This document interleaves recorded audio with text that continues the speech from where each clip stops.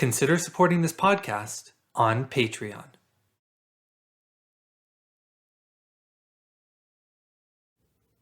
On this episode of the What is Asia podcast, I interview Anna Stirr, a professor and the director of the Center of South Asian Studies at the University of Hawai'i, to talk about Dori music in Nepal, its history, and its politics.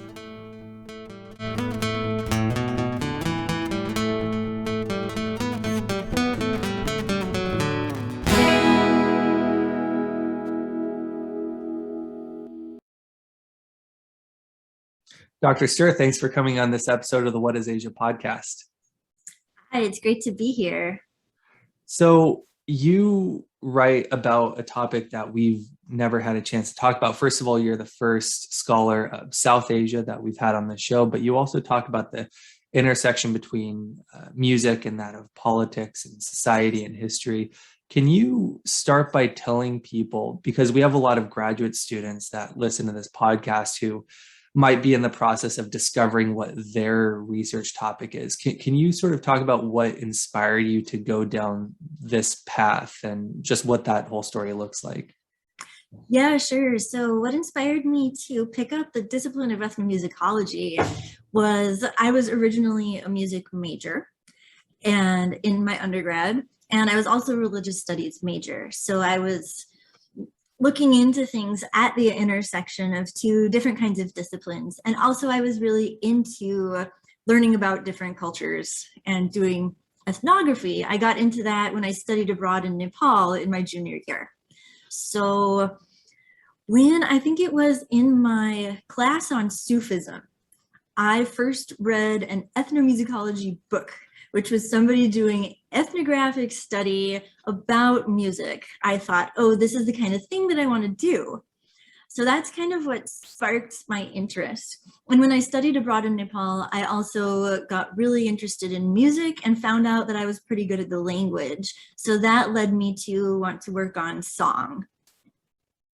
But in terms of the relationship between music and politics and history and things like gender, caste, class, religion, all of these aspects of social identity, those were always things that interested me, but I didn't know what I was really going to focus on in my research for this particular book until I was kind of looking for a topic, and I found this genre called Dori.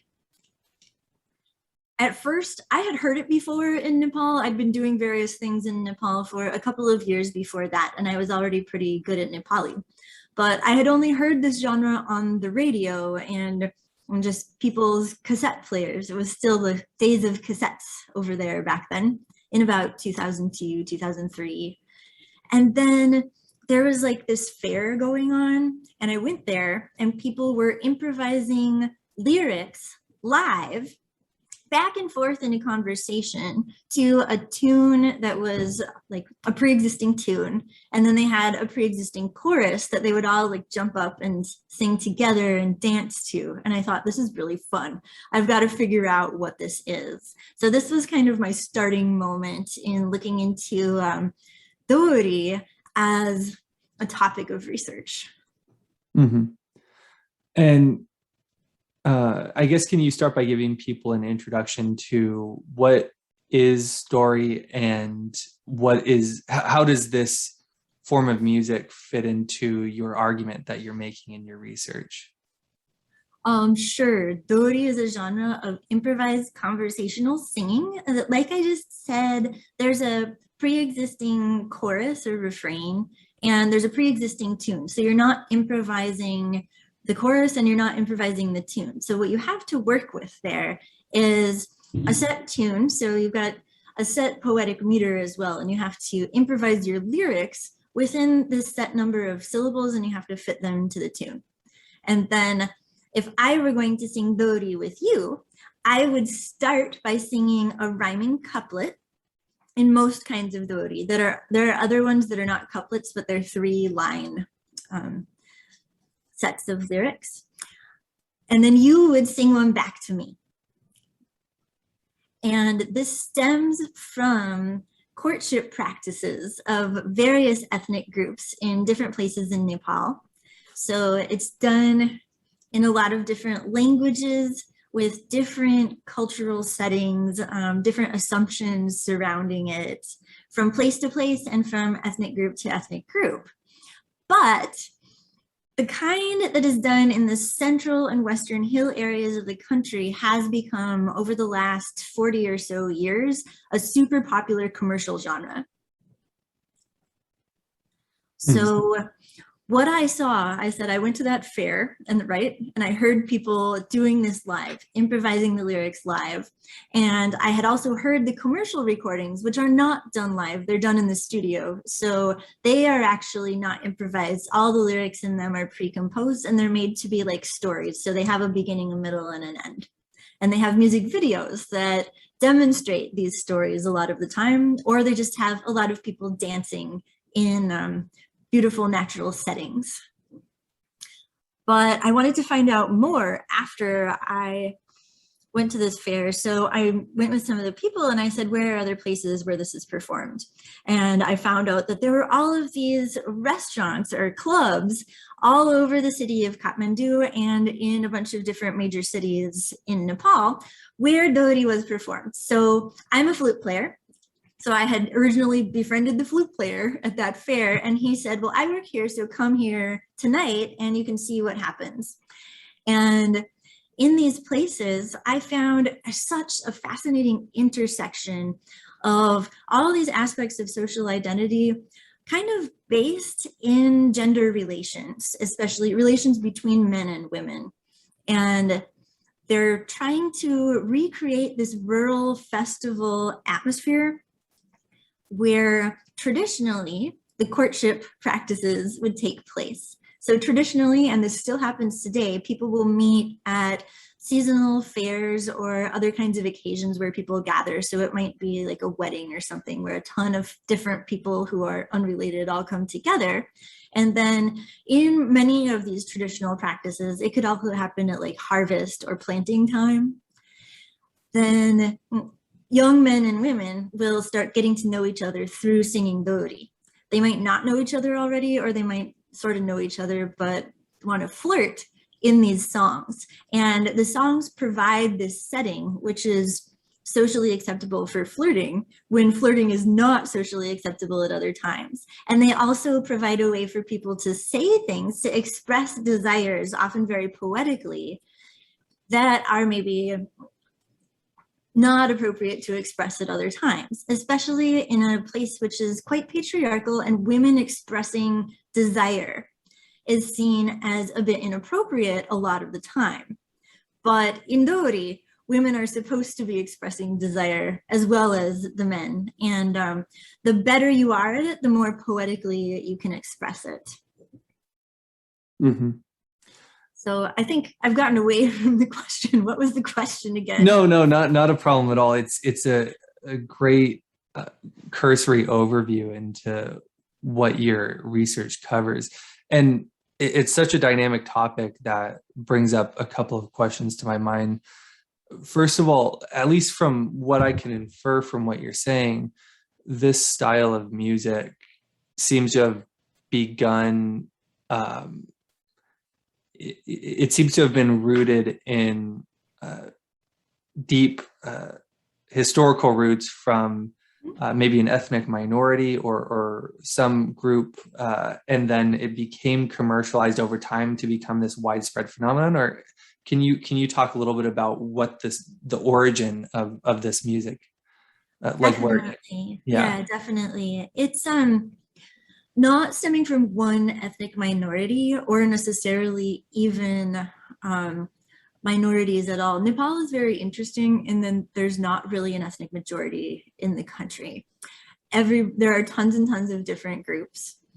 There's a semi-majority of similar ethnic groups, but some of those groups have Dori as an important part of their cultural practices, or things that are like Dori, but they don't call it that, they call it other names.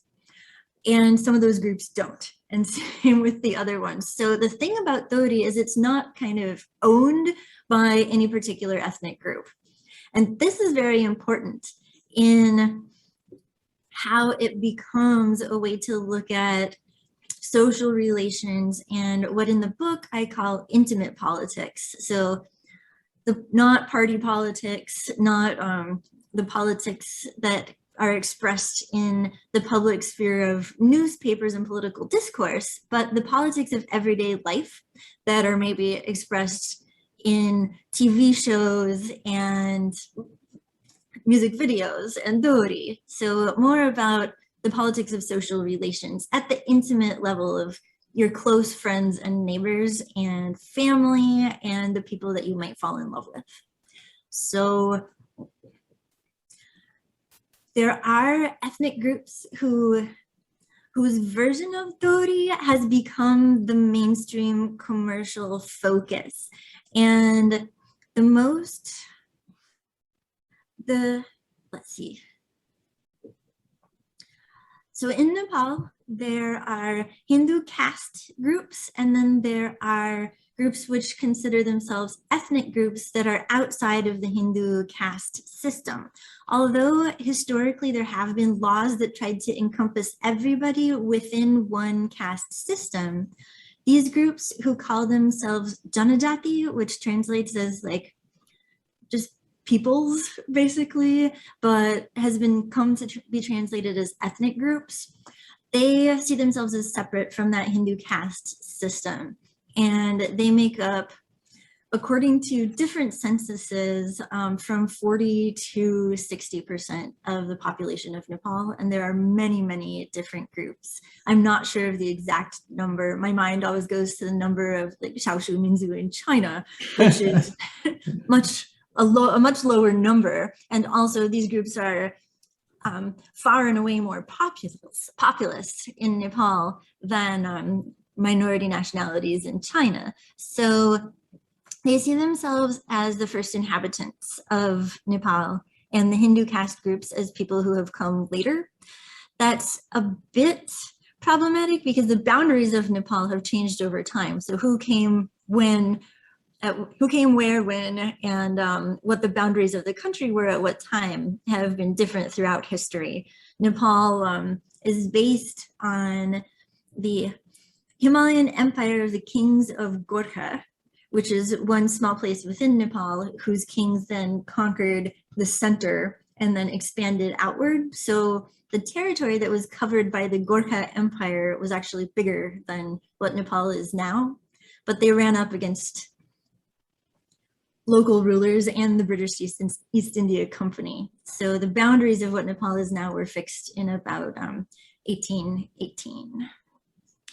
So you spoke a little bit about this intersection between politics and music, which I want to get into in just a moment. But first I wanted to ask, you talk about Dori as being this, sort of ubiquitous musical phenomenon. But I do wonder, especially as we, move into this, very fast-paced society, at least, here in the US and in some other parts of the world, it seems like from one generation to another, there seems to be these substantial divides. So when we talk about this music in Nepal, do we see a generational divide between maybe the older generation that does this practice, but then the younger generation just wants to, play on their phone and look at Facebook or whatever? Or does this really still have a prominent presence in the minds of younger people in Nepal? Yeah, so its ubiquity, I guess, would be because it's all over the mass media, but not every group of people and not every person in Nepal sees it as their favorite kind of music or their own personal cultural practice. In the 1980s, it was promoted by the state in terms of live competitions that were held on particular days, and they like festival days, and they went on for a long time. And that kind of popularized it. That was a major turning point in making it into a commercial genre, but it still emphasized the liveness.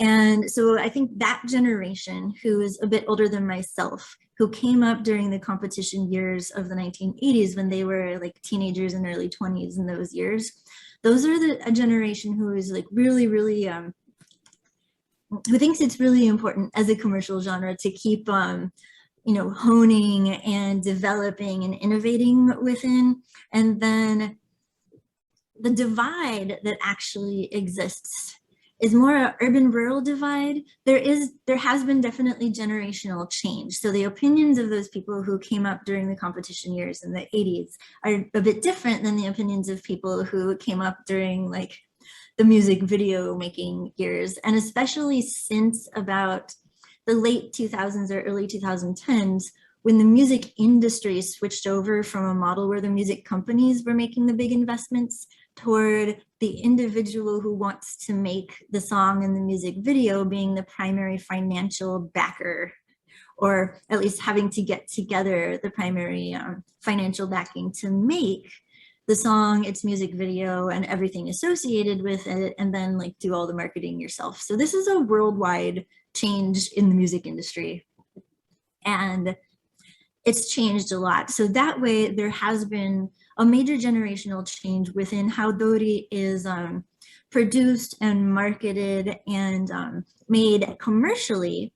But then when you go to people's homes, to their parties, whether it's a rural or urban group, there's still people singing it live and having a lot of fun with it, and across different castes and ethnic groups. So the people who are fans of it are really still fans of it. It's not only like people over 30 who are into it, but the traditional way of doing it has changed a ton since far before I even started my field work. So everything does keep changing over time. The major change in traditional Dohori practices has been the advent of children going to school in rural areas. This really began in the middle of the 20th century. There didn't used to be schools as we have in North America, in Nepal, in the beginning of the 20th century. And when they started establishing those, then the old practices of traditional forms of schooling in which different things were taught, not necessarily the subjects that we all would associate with school, those changed. So the Gurung ethnic group, I think I was going to get into this before. The Gurung ethnic group is the one ethnic group whose name has really become associated with Dori in the larger national imaginary in Nepal. And that's because a lot of gurungs, so number one, a lot of gurungs are involved in Dori and promote it as their traditional culture, which it is. And they have a social institution that was really important, which is called Rodi. And Rodi is or was traditionally a place where the young men and women would get together. It would be someone's house, and they would spend the night there. So it was like an age-graded place to sleep, but they often wouldn't sleep. They would stay up all night, and they would learn to do things like the handwork needed, like to weave things or make things out of bamboo. And then in the daytime, it would be a cooperative labor association. So they would work each other's fields. And in the Rodi house, they would sing Dori at nighttime. And this is how a lot of romantic relationships would start. So that imaginary, this idea of the Rodi as a place for socially sanctioned flirting and, a kind of all-night partying among teenagers, is something that was like really attractive in the commercial industry, along with the getting together at a festival or a fair idea where, you're in the outdoors in a beautiful setting and you're meeting and flirting with people. So yeah, the Gurung ethnic group has promoted this, and the Rodi institution has really changed over time. So the image of the Rodi commercially now today focuses more on the flirting and less on the traditional forms of egalitarian labor exchange, which is it has been a really, really important part of it. And also as an institution of like social education and learning the things that one needs to know to be a competent gurung adult in traditional village society. So that's one of the things that's changed. But the thing is, people do still get together in houses and spend the nights singing, making up Dori lyrics, dancing, and enjoying themselves. So it does still happen. It is now different, though, that the rural areas are much more integrated into a national economy. You have mentioned a lot in this conversation about the commercialization of Dori and this generally positive view of it in the public sphere, but I'm wondering if there was any debate among maybe conservatives who were opposed to its commercialization, and if you could talk about that. So conservatives look at this in two different ways, or there's several different kinds of conservatism, I should say. Number one, there are people who think that young men and women should not be getting together at nighttime and spending time together and flirting, especially if they're not married. This is wholly inappropriate and should not be happening. Beyond that, they shouldn't be singing flirtatious lyrics to each other. And so there's always some people who are trying to start like a moral panic about Dori is getting Dori lyrics are getting too loose. They're even bordering on the obscene. Like, what are we going to do about this? A sort of like people in the US used to lament about certain pop and hip hop lyrics. So there's that, which is kind of a dominant discourse. And people come at that from sort of higher caste, middle class moralities. And they also come at it from a sort of idea of preservation, where they're trying to assert that this was not ever, it didn't ever refer to sex before, which should not be referring to sex, which is totally in their imaginations. Ideologically driven, I would say. That said, there are lots of different places where Dori is performed, and singers will sing according to what their audience is. So ones that were more into sexual joking, innuendo, or even more direct sexual references were the kinds of Dori that were not made for the commercial music industry. Up until relatively recently, where people are trying to get more hits on YouTube by being more salacious and stuff like that. So it is part of trying to create a persona that makes more money in the commercial sphere, but it was always there in different contexts within Dori performance traditionally as well. And the other form of conservatism can be looked at like looking at genres that are taken out of context. So not necessarily about sexual joking, but more about genres that are supposed to be performed by certain people for certain holidays being changed and performed by people who are not traditionally supposed to be performing them. So songs that are women's songs being performed by men, songs that are solo songs being turned into Dori songs and given a romantic theme when they didn't used to have romantic themes, or just an overload of love songs. Conservatives who are more about hanging on to the traditional also often lament not just the existence of sexual joking in Dori, but they often lament a lack of poetry. Like they say things used to be more indirect and now they're getting more direct. So not just about lewdness, but about the lyrics getting boring because they're not poetic enough. And I think this kind of speaks to the ubiquity of how you can produce a song now. There's no well, at least there are fewer producers acting as gatekeepers and determinants of what is supposed to be considered good or valuable.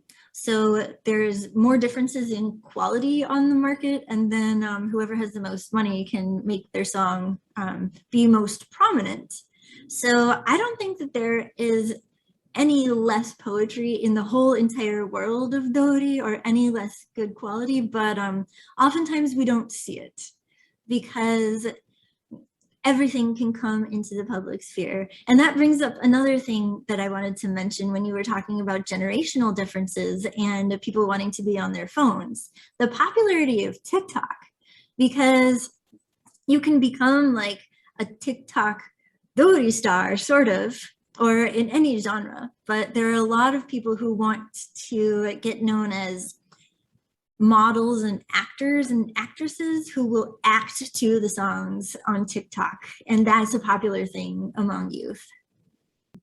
I wanted to go briefly into this political intersection. One point that you make in the materials you sent me is how Dori had played at least some role in shaping ideas of nationhood in Nepal. And I think a lot of people might look at that and not really think about music and the politics of nationhood as going together, but you make this connection. So what is that link between those two things? Sure.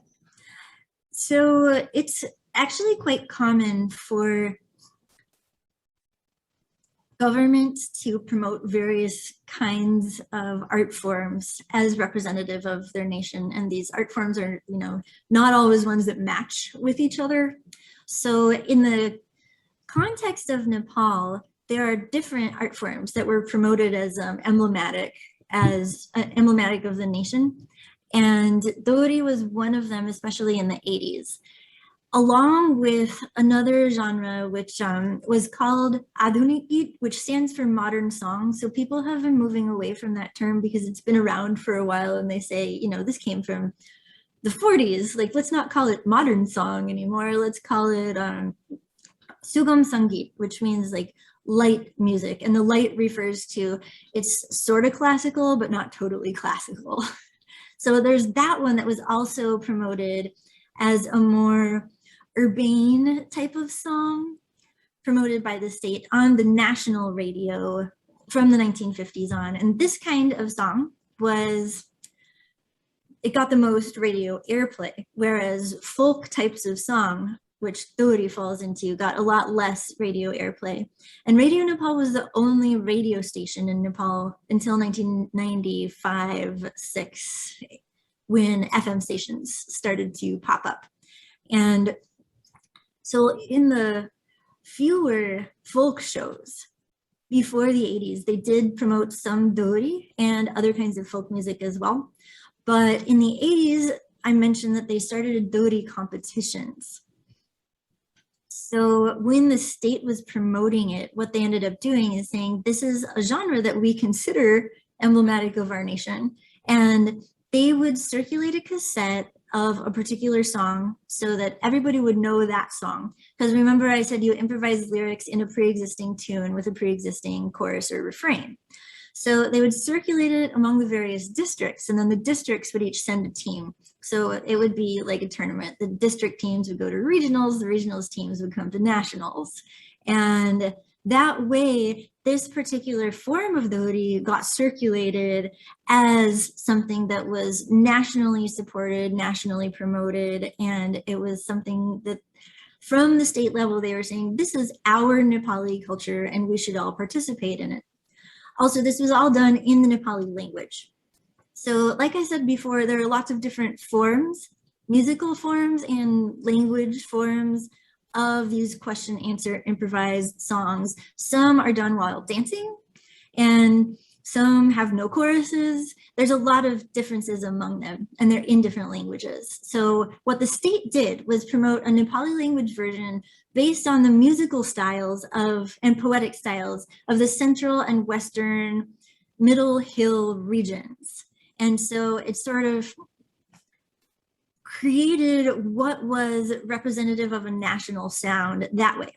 Now, I'm not saying everybody subscribes to this as a national sound, but because of its presence throughout the airwaves, people know that this is one thing that has been for a long time promoted as representing Nepal, even if it doesn't necessarily represent my community or represent music that I like.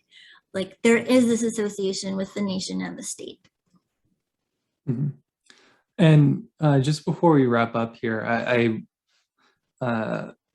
wanted to cap this off by asking, in your view, what is the most important or the top most important historical or political or musicological lessons that we can take away from Dori and maybe apply here?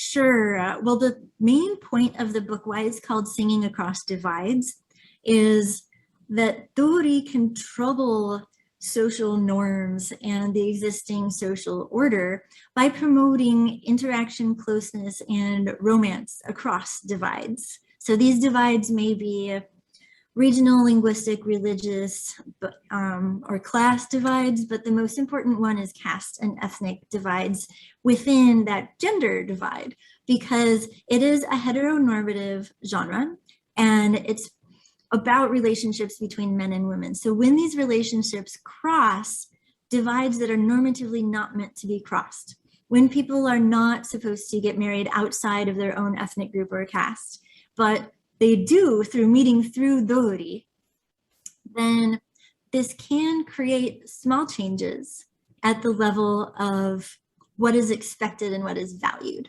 And because this is in music, what's happening in especially those live Dori events when people can create romantic relationships through singing with each other is everybody is enjoying themselves and taking pleasure in being in this musical space. So the argument with the book that I think we can apply on a larger scale is that participating in musical events that have trouble to get, or that can trouble the social order and have the potential to get us to see things differently and actually enjoy things that are different than the way the social order is often imagined, this can lead to social change. So this is the basis of the intimate politics that I talk about in the book.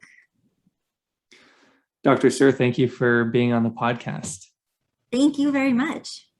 And you can find Dr. Stirr's book, Singing Across Divides, Music and Intimate Politics in Nepal. I'll post a link for that in the description below. To see more content from the What is Asia podcast, you can go to the What is Asia podcast YouTube channel or nakotadefonso.com. We'll see you in the next episode.